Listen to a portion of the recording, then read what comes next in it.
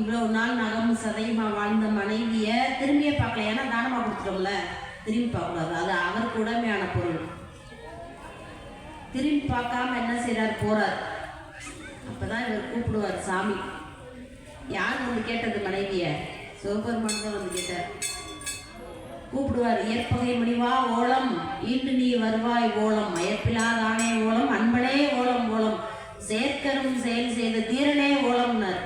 யாராலும் செய்ய முடியாது இந்த செயல்.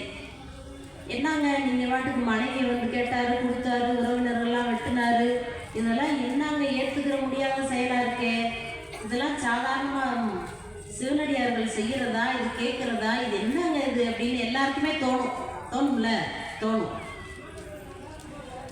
நம்ம நாயன்மார்கள் எல்லாம் ஆசையெல்லாம் விட்டவர்கள்.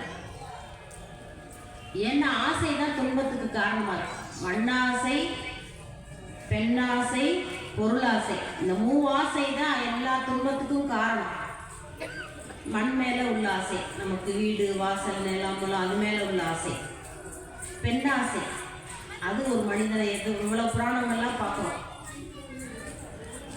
அது நம்ம விடாது.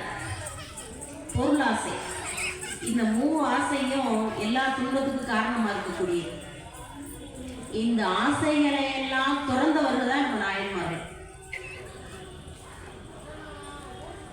அதனாலதான் அவங்களால முடிஞ்சது, நம்மளால முடியாது. முடியாததுனால நாம என்ன செய்யறோம்னா, இதை செய்யலாமா, இது செய்யக்கூடாதே. நாயன்மார்களுடைய செய்கையை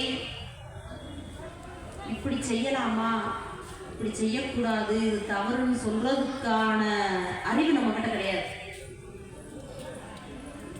நம்மெல்லாம் அறிவு கொண்டு சிந்திப்போம், அதனால நம்ம எடுக்கிறது தவறான முடிவா இருக்கும். ஆனா நம்ம நாயன்மார்கள்லாம் அன்போடு சிந்திக்கும். நம்ம கிட்ட இருக்க பொருளா அது அடியார்களுக்குரியது, ஈசனுக்குரியது, அப்படி வாழ்ந்துருக்காங்க. ஆசையர்வீன்கள் ஆசையர்வீன்கள் ஈசனோடு ஆயினும் ஆசையர்வீன்கள். ஆசையை வந்து திறந்தவர்கள் தான் நம்ம நாயன்மார்கள்.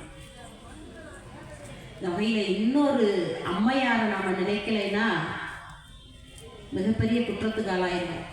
அந்த அம்மையார் யாருன்னா, ஒரு சோழ மன்னனுடைய மனைவி. அந்த அம்மையாருடைய பேரு கமலவதி. இவங்க 63 எல்லாம் வரல, ஆனா சேக்கிலார் கற்றார். யாருடைய தாயார்னா கோட்செங்கோட் சோழனுடைய தாயார்.